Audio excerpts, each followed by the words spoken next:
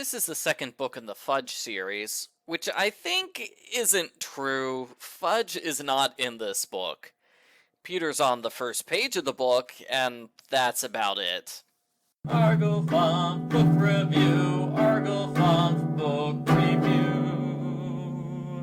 Our narrator is 10-year-old Sheila Tubman. She's terrified of dogs, to the point where she walks up 10 flights of stairs to avoid sharing an elevator with a dog. Sheila's happy to hear the family's renting a house in Tarryton for the summer.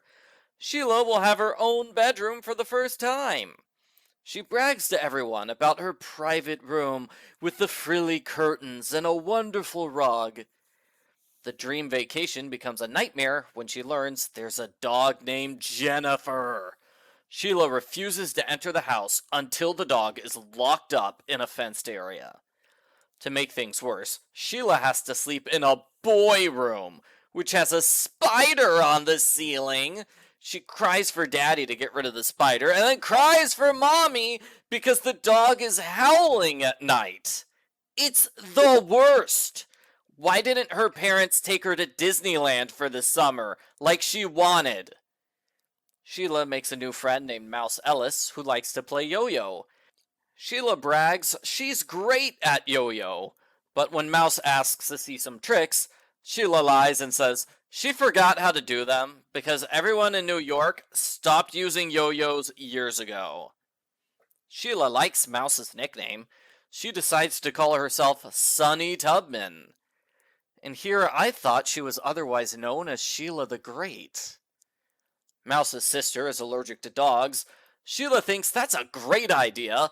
She starts pretending she avoids dogs because she gets hives. Sheila makes excuses to hide the fact she can't swim. When Mom says outright Sheila needs swimming lessons, Sheila is mortified. She says Mom ruined her summer and her first ever girl friendship, so she is not going to learn how to swim. So there. Sheila's swim instructor, Marty, is a pretty terrific guy who is not fazed by her complaints. He teaches her how to use a kickboard. Sheila struggles to move her arms and her legs at the same time. The swim lessons hit a wall when Sheila refuses to do anything that gets her face wet. That makes me wonder if she's ever taken a bath or a shower before.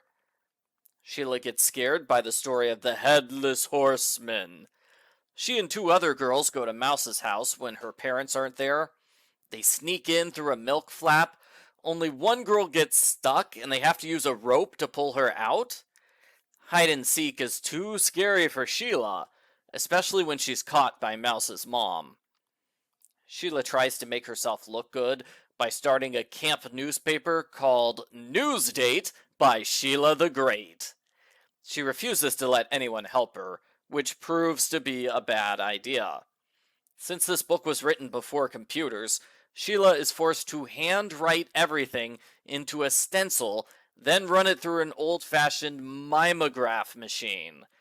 It's complicated, messy, and takes forever. Everyone mistakes her detailed pictures for ink stains, and Sheila gives the paper away the first chance she gets. A boy dog comes to visit Jennifer. Sheila runs away and screams. She cries uncontrollably on the floor because she can feel her legs bleeding to death. Mom laughs because Sheila isn't hurt at all. The dog is licking her legs. Mouse fails to get Sheila to admit she's afraid of dogs, and Sheila throws a fit when she learns Jennifer is having puppies. The camp performs a play. When Sheila's sister Libby doesn't get the part she wants, she throws a fit for 3 days. Oh, so that's where Sheila gets it from. Libby does well in the play, while the lead actress gets stage fright. Sheila's forced to cover by saying all of her lines for her. Could be worse, I suppose. I have been to a kid's play where the lead actor got bored and started dancing whenever he didn't have to say any lines. Sheila confesses to Marty she's afraid of getting her face wet. He is proud of her for being honest for the first time. He teaches her how to blow bubbles, and she thinks he's sick when he says she'll take a beginning swim test.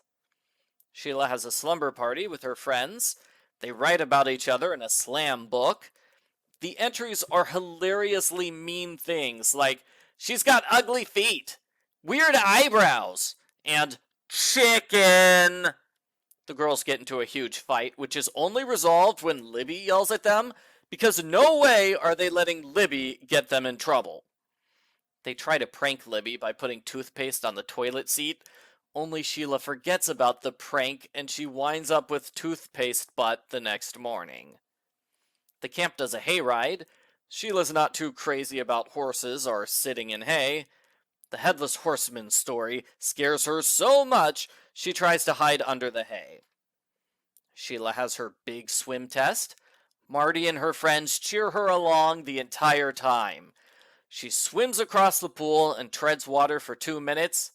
Sheila's proud of herself and so exhausted from that ordeal, she instantly falls asleep. The family has a farewell barbecue party. They meet the owner of Jennifer's boyfriend, then Sheila runs away from the dogs. She admits to herself maybe having a puppy wouldn't be so bad. The end. Post-book follow-up. I remember liking this book as a kid. Now that I'm an adult, it sort of feels like a different book.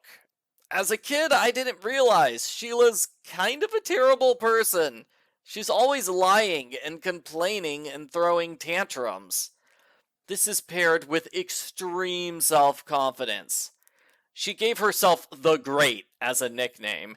Clearly, she has an inflated ego.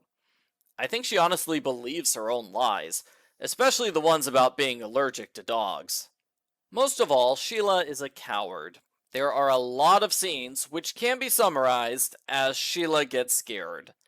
I think one of her biggest fears is being honest with herself and other people. The book ends on a fairly hopeful note as she's overcome her fear of swimming and might overcome her fear of dogs. It's not a life-changing amount of personal growth, but it's some growth. Most of the stories in this book are self-contained and one chapter long, like the newspaper or the play or the sleepover. That works really well. Not all the stories relate to the theme of bravery or add something vital to the book as a whole, but none of them were boring. The book manages to be fairly interesting and engaging the whole way through. I'm not surprised lots of kids loved this book. I loved it as a kid. As an adult, I like it less because I can see Sheila's personality flaws. Her self-confidence is admirable, but her constant lying is not. And maybe her parents should stop giving in to her temper tantrums all the time. I give otherwise known as Sheila the Great a 9 out of 10.